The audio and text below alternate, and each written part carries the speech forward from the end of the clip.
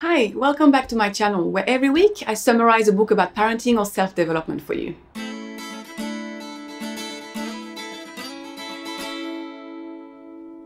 Today I will be discussing Siblings Without Rivalry, How to Help Your Children Live Together so you can live too, which is a book that provides really good practical tools on how to manage fights between siblings.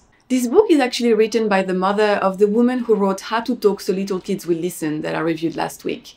And it also reads like a transcript of a parenting workshop, providing lots of examples in both written and cartoon form. So it's definitely a book worth having in your house so you can reference as issues arise. And if you'd like to purchase the book online, I will leave a link in the description of the video. This book has been invaluable in my house. 2 years ago, I had a 4 and a 2-year-old and they were fighting constantly. The 2-year-old was finally old enough not to be happy to have her toys snapped out of her hands, and she put up a fight, hitting each other, fighting over toys, screaming, biting, you name it, they were doing it. And I was literally ripping my hair out. And there was definitely this disparity between my rosy expectations of them being best friends and the rude reality. And if it's not happening to you now, it might actually happen in a few years' time or during teenage years, so you can always refer back to this video when you need it. First things first, we need to understand that fighting between siblings is normal. There is nothing wrong with you or them. I'm sure we can all remember fighting with our own siblings when we were younger. So the first step is to accept that this is part of life. Just like our kids need practice with lots of things like reading, math, or learning an instrument, they need practice learning relationship skills. But we do need to be aware of siblings' relationship because they have the power to shape us into roles. These early experiences with siblings can determine how we act, think, or feel about ourselves in adulthood. For example, if you've grown up with a sibling who was excelling academically and you were struggling, you may grow up suffering that you can never measure up. So we need to become aware of these siblings' dynamics and try to resolve them before it's too late. So the goal is not to completely avoid fighting between siblings. The goal is to encourage and empower them so they become adults who can handle conflict in a healthy way. Teaching them to move past their disagreement, to really listen to each other, respect each other's differences, and try to find ways to resolve those differences.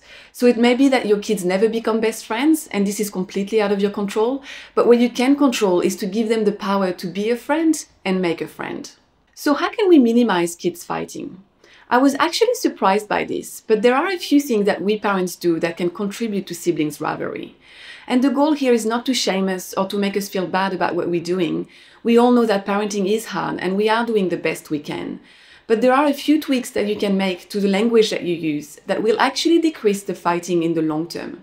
And I've seen it in action in my family. It really does work. The first thing we need to do is to let our kids' bad feelings come out. As parents, we all want our kids to get along. But the reality of their situation is that they share a lot of things. They share their parents, toys, food, TV, and they are around each other a lot. That's hard. This is where the meanness, anger, and jealousy comes from. So as parents, we need to accept that this is how they feel about each other sometimes, and to teach them to deal with their emotions in a productive way. Because here is the paradox. Insisting upon good feelings between our children actually leads to bad feelings, like resentment and more anger. But allowing for the expression of bad feelings leads to good feelings because they feel heard. This is actually the most direct route to siblings' harmony. And yes, it can be very upsetting to hear your child say really mean things about his brother. But the danger is if we forbid the expression of that anger, it may go underground and reappear in other forms, either as physical symptoms or emotional problems. So what do? We don't allow them to hurt each other, but we allow our children to express all their feelings. And we need to teach them how to express their anger without doing damage. So here I'd like to show you a couple of examples.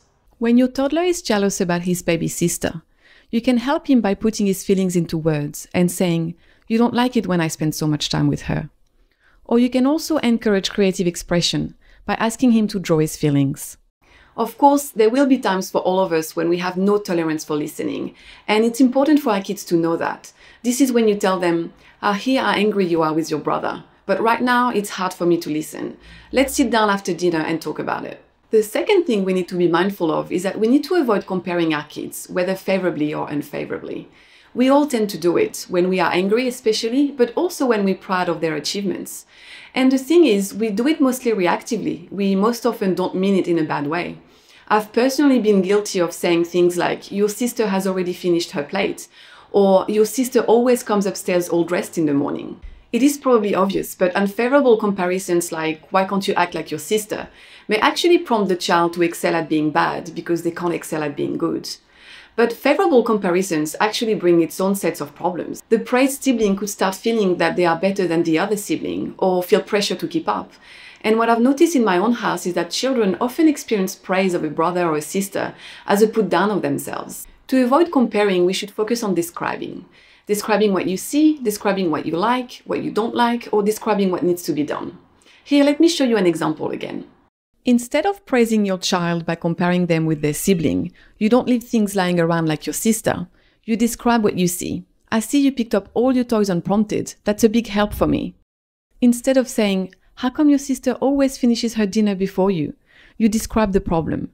You need to hurry up with dinner so we can have time reading a book before bed. There will be times when we are so excited about a child's achievement that we will want to shout it from the rooftops. But the author is telling us that such excitement should be saved for a moment when just the two of you are together, because it's too much for the other siblings to hear it. So on one hand, we want to be mindful of everyone's feelings, but on the other hand, we don't want to shortchange a child that's achieved so much. So you will never go wrong by just describing what you think the child might be feeling. Like, for example, you must be so proud of yourself. Or describing the effort. Like, for example, a lot of perseverance and practice went into winning that medal.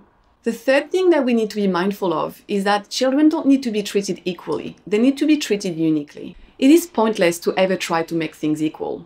Children could never get enough, and as parents, you could never give enough. It is a losing battle. And yes, sometimes you will be able to buy two of the same thing so you avoid drama, but sometimes you won't be able to. And the author is telling us that we can free ourselves from even trying. What we should focus on is giving the child who hasn't received the acceptance and understanding of their disappointment. That's it. This will come particularly handy when it's a sibling's birthday and the other child is disappointed, or when you are trying to buy a birthday present for a friend and your child also wants one for himself. We should focus on treating our kids uniquely instead. So instead of giving equal amounts, you give according to individual needs.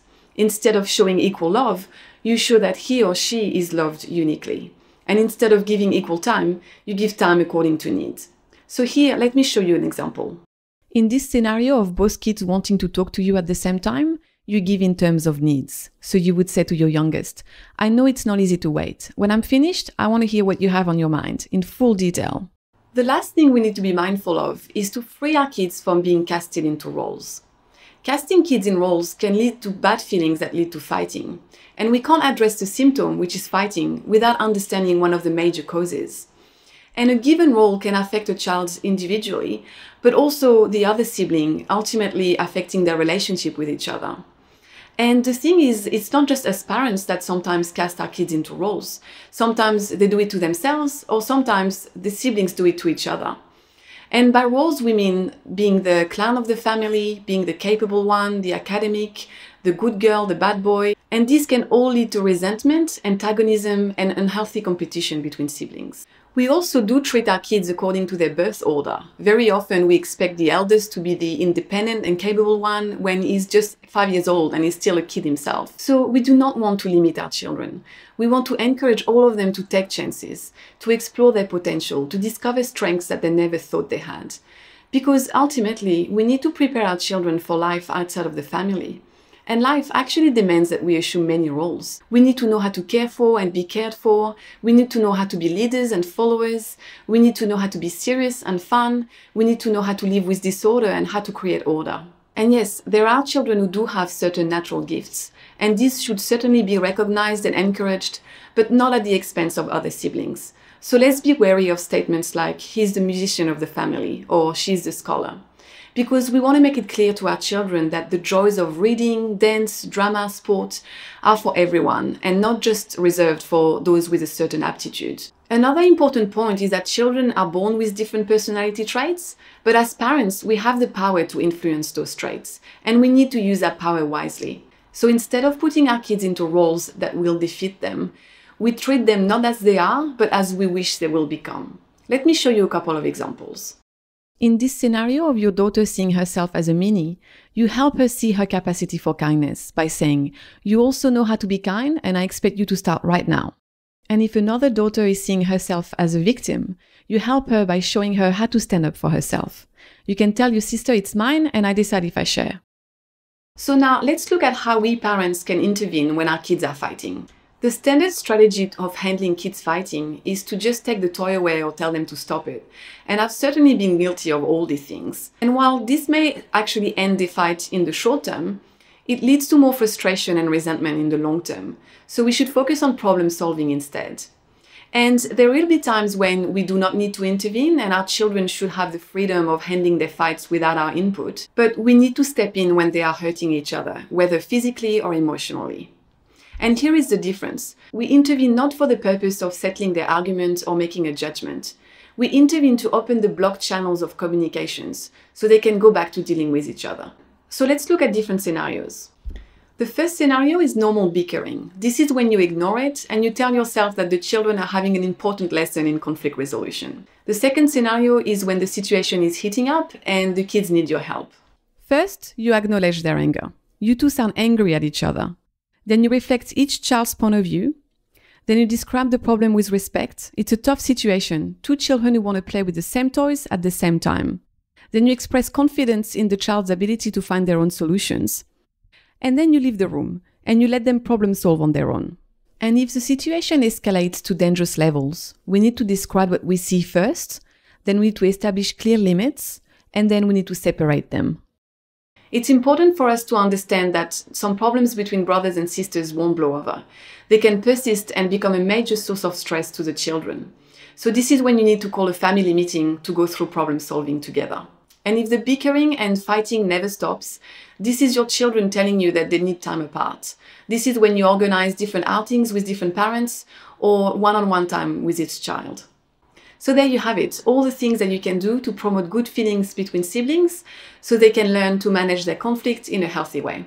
And don't despair. The good news is, as parents, we don't have to put so much pressure on ourselves to always say it right or do it right, because with kids, you always have a second chance. Here is a summary of the book so you can take a screenshot on your phone. And please leave me a comment if you have any questions or experience you'd like to share. Thanks for watching and keep growing!